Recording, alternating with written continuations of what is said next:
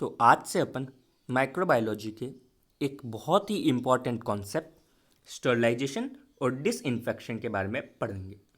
तो आज की वीडियो जो होगी वो बेसिकली इंट्रोडक्शन वीडियो है। इस वीडियो में अपन केवल और केवल इंट्रोडक्शन देखेंगे और इन टॉपिक्स को समझेंगे, और अगली वीडियो से अपन कुछ वीडियोस एग्जाम ओरिएंटेड बनेंगे जो सिर्फ एग्जाम में वही काम आएगी, और कुछ वीडियोस बनाएगी जो आपको देखनी चाहिए क्योंकि आफ्टरऑल अपन मेडिकल स्टूडेंट्स हैं, है ना।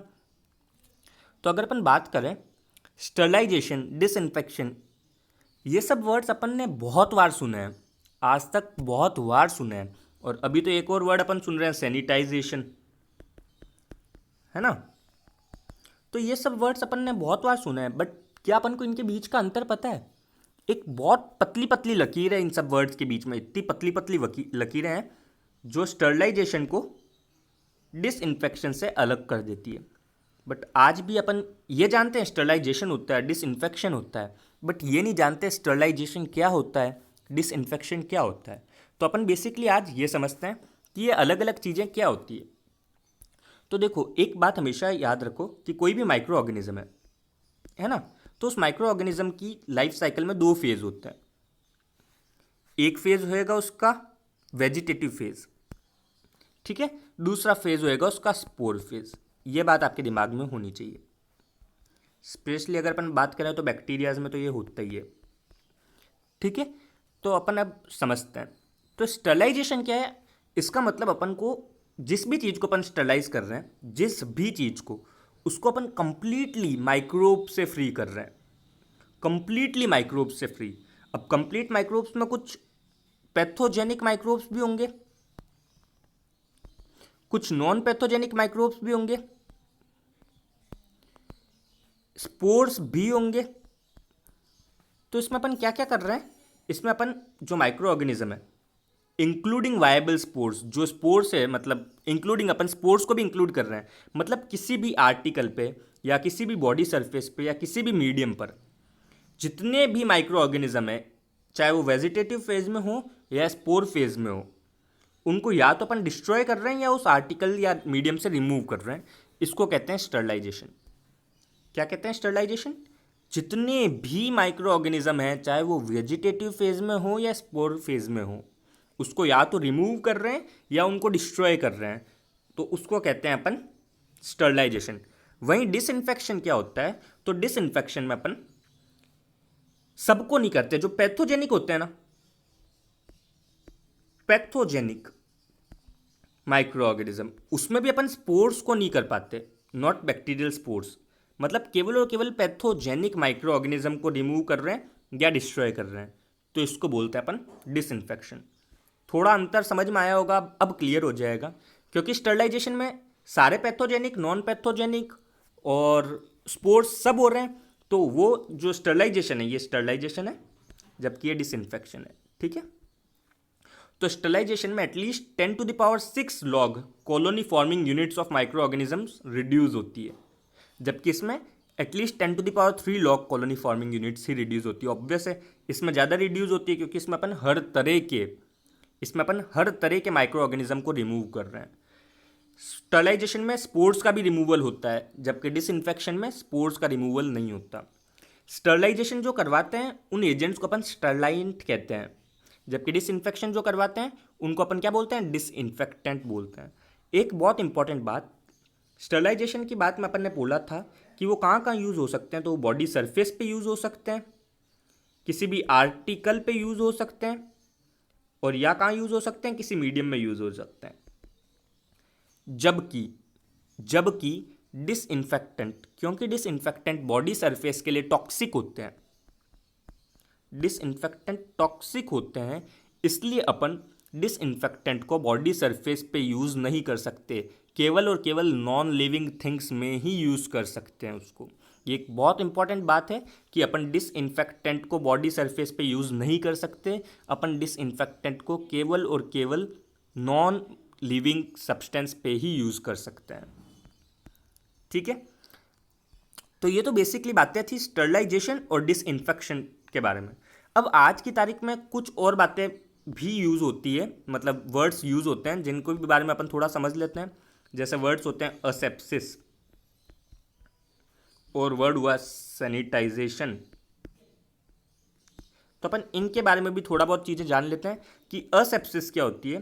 तो बेसिकली असेप्सिस कुछ केमिकल एजेंट्स होते हैं जिसको अपन बॉडी सरफेस पे ट्रॉपिकली लगाते हैं। कैसे लगाते हैं? ट्रॉपिकली लगाते हैं बॉडी सरफेस पे। ये एग्जाम्पल स्किन पे लगा दिया या अपन ने म्यूकस मेम्ब्रेन पे लगा दी। ठीक है, जो क्या करते हैं वो या तो किल कर देते हैं या इनिबिट करते हैं ग्रोथ ऑफ माइक्रो ऑर्गेनिज्म को जो स्किन के ऊपर या म्यूकस मेम्ब्रेन के ऊपर प्रेजेंट है। वो बेसिकली क्या करेंगे, कोई माइक्रो ऑर्गेनिज्म, ये मान लीजिए आपकी स्किन है, तो या तो इस माइक्रो ऑर्गेनिज्म को उसने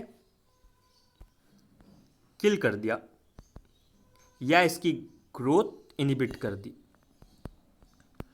है ना।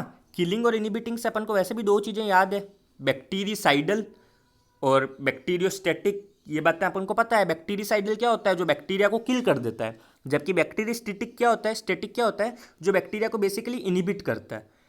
एक बहुत इंपॉर्टेंट बात यहाँ से वापस आती है, अगर अपन बैक्टीरियोस्टैटिक जो भी अपन लगा रहे हैं, चीज़ लगा रहे हैं, अगर अपन बैक्टीरियोस्टैटिक चीज़ हटा देते हैं तो उसके बाद वो बैक्टीरिया वापस ग्रो हो सकता है ना। बैक्टीरियोस्टैटिक इन्फेक्टेंट जो भी है उसको लगाने के बाद उसको हटा दिया अगर अपन ने, तो बैक्टीरिया वापस ग्रो हो सकता है। जबकि बैक्टीरिसाइडल का ये काम है कि वो बैक्टीरिया को मार देगा, उसके बाद बैक्टीरिया वापस ग्रो नहीं हो सकता। इसको अपन असेप्सिस क्यों कहते हैं? तो बेसिकली इनका काम होता है ये इन्फेक्शन को रोकते हैं। क्यों इन्फेक्शन को रोकते हैं? क्योंकि देख लीजिए यहाँ पे कोई मान लीजिए चोट लगी है, वहाँ पे जो टिश्यू है वो ऑलरेडी स्टेराइल है, बॉडी के अंदर वो टिश्यू था वो स्टेराइल था, है ना, उसके ऊपर कोई माइक्रो ऑर्गेनिज्म नहीं था। पर अब चोट लग गई तो उसके ऊपर माइक्रो ऑर्गेनिज्म आ सकते हैं, और माइक्रो ऑर्गेनिज्म आके उसके ऊपर क्या करेंगे? इन्फेक्शन करेंगे, है ना।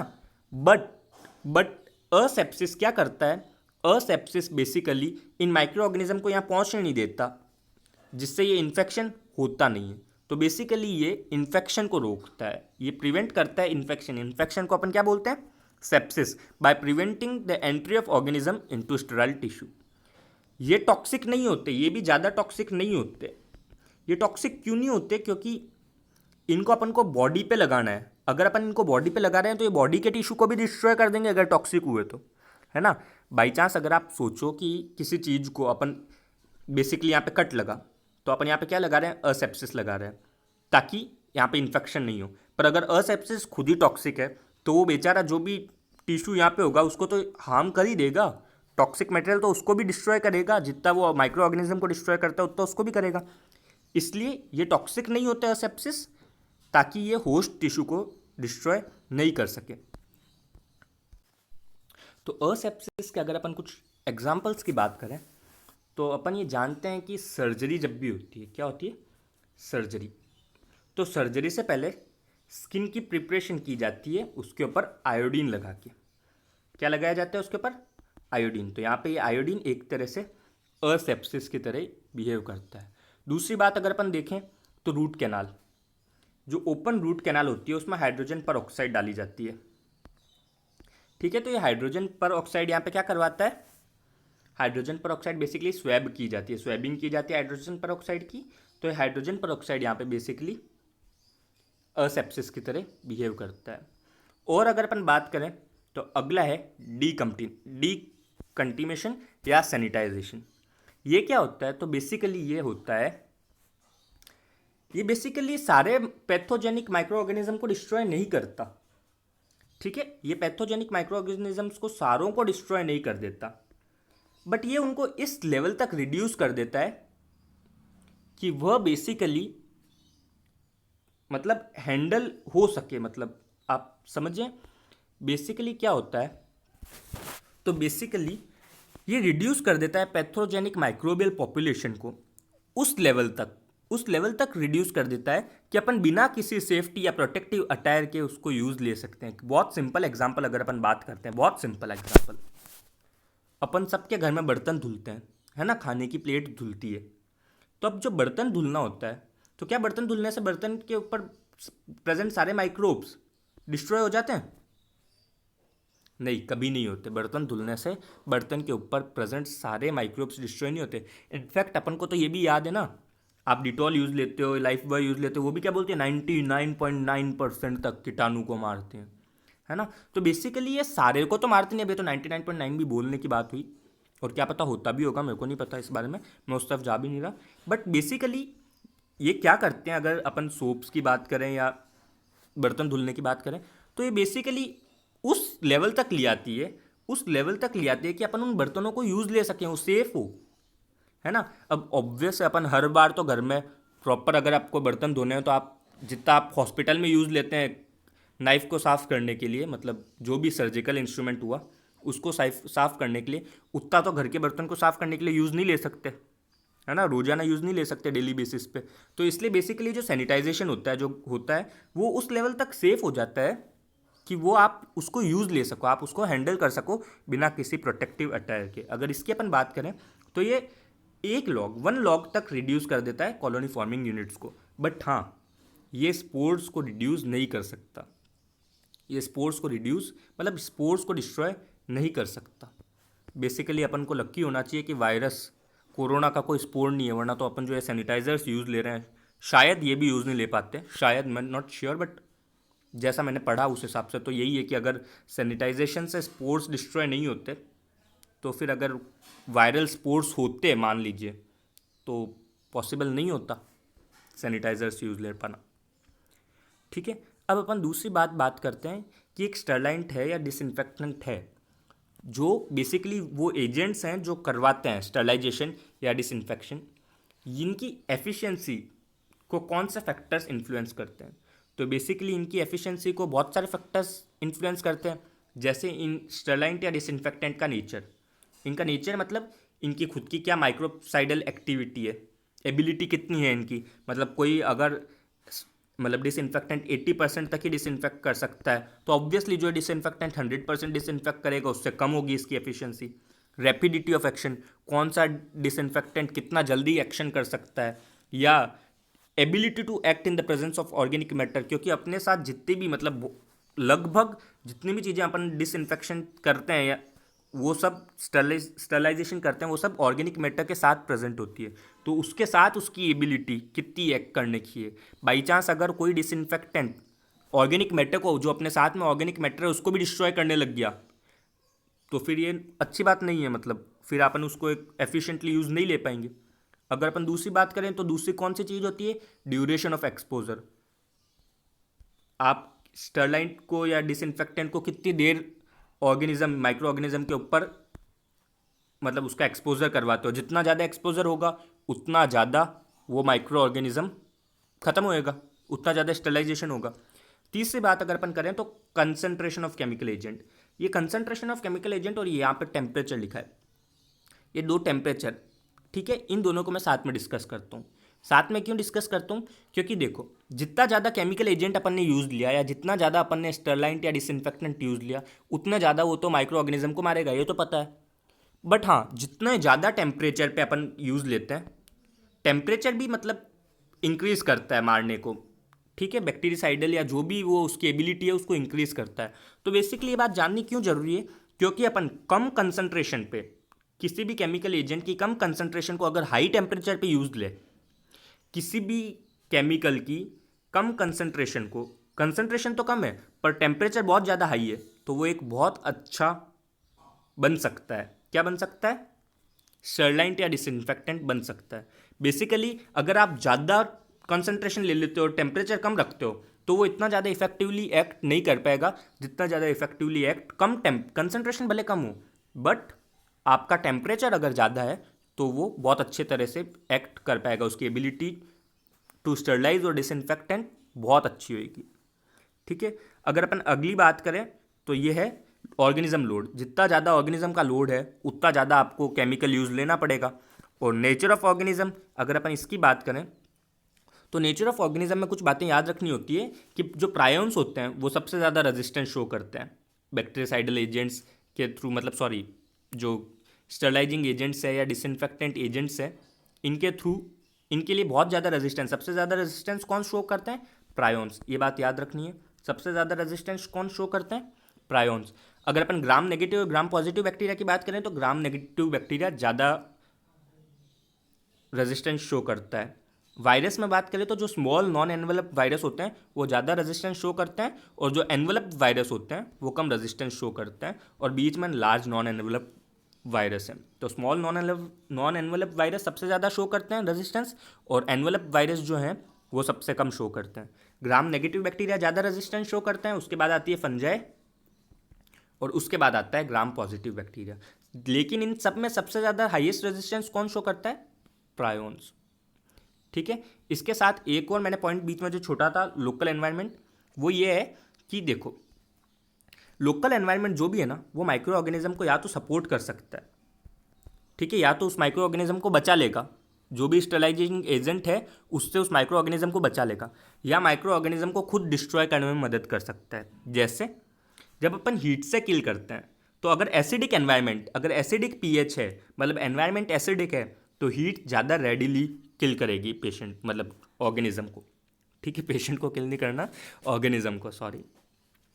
दूसरी बात अगर अपन करें तो जैसे कोई प्रोटेक्ट ऑर्गेनिक मैटर प्रेजेंट है, ऑर्गेनिक मैटर जैसे कोई ब्लड प्रेजेंट हुआ, ठीक है, या फिर क्या पस प्रेजेंट हुआ, पस प्रेजेंट हुआ, तो ये है ना, उस जो भी आप जिस चीज़ को भी आप स्टरलाइज कर रहे हो, जिस भी माइक्रो ऑर्गेनिज्म को आप मारना चाह रहे हो, उसको बचाएगी, उसको बचाएगी। तो ये एक बहुत इंपॉर्टेंट बात है। क्यों इंपॉर्टेंट बात है? कि मान लीजिए सिरिंज है, ठीक है, इस सिरिंज के ऊपर आपने ऑर्गेनिज्म, मतलब सॉरी, इस सिरिंज के ऊपर ये माइक्रो ऑर्गेनिज्म है, लेकिन साथ में इस सिरिंज के ऊपर क्या है? तो इस सिरिंज के ऊपर ब्लड भी है, इस सिरिंज के ऊपर पस भी है। तो अगर इस सिरिंज के ऊपर ब्लड और पस है तो ये ब्लड और पस इस माइक्रो ऑर्गेनिज्म को बचाएगा। इसलिए अपन को बेसिकली, इसलिए अपन को जब भी ऐसी चीज़ों को अपन स्टरलाइज करते हैं तो उससे पहले इनकी मैकेनिकल क्लीनिंग करनी पड़ती है। इस मैकेनिकल क्लीनिंग से क्या होएगा? तो इस मैकेनिकल क्लीनिंग से बेसिकली ये जो ब्लड है, ये जो पस है, ये डिस्ट्रॉय होंगे, और ये ब्लड और पस बेसिकली इस माइक्रो ऑर्गेनिज्म को बचा रहा था। तो बेसिकली जो चीज़ इस माइक्रो ऑर्गेनिज्म को बचा रही है वो बेसिकली डिस्ट्रॉय होगी। इसलिए अपन को ऐसी चीज़ों को अपन को पहले मैकेनिकल क्लीन करना पड़ता है, उसके बाद इनका स्टरलाइजेशन या डिसइंफेक्शन करवाते हैं।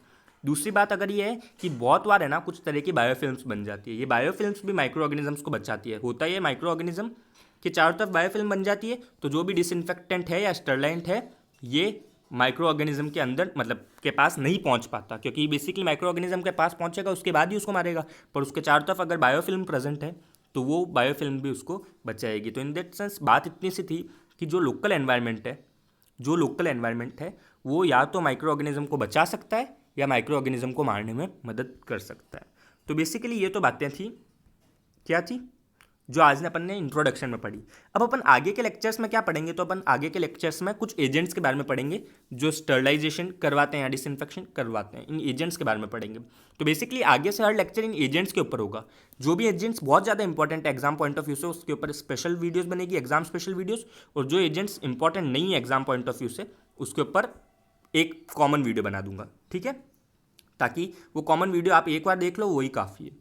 अगर अपन इसकी बात करें तो आप एक बार ऐसे खींच लीजिए, मतलब जितने भी एजेंट्स अपने हैं इन पर मैंने सबको डिस्कस किया है, जैसे चाहे वो फिजिकल एजेंट्स हो या chemical agents. Physical agents basically 5 तरह के होते हैं: ड्राइंग, हीट, फिल्ट्रेशन, रेडिएशन और अल्ट्रासोनिक वाइब्रेशन। अब हीट के आगे भी ड्राई हीट, मॉइस्ट हीट होती है। फिल्टर्स भी 2 तरह के होते हैं: depth filters, membrane filters. Radiation, ionising radiation, non ionising radiations.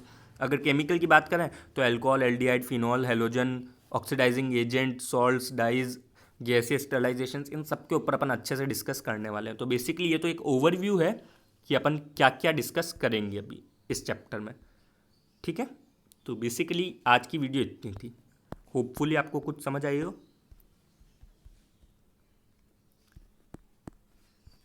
Thank you. This was Jayant Sharma from GMC Barmer. Thank you.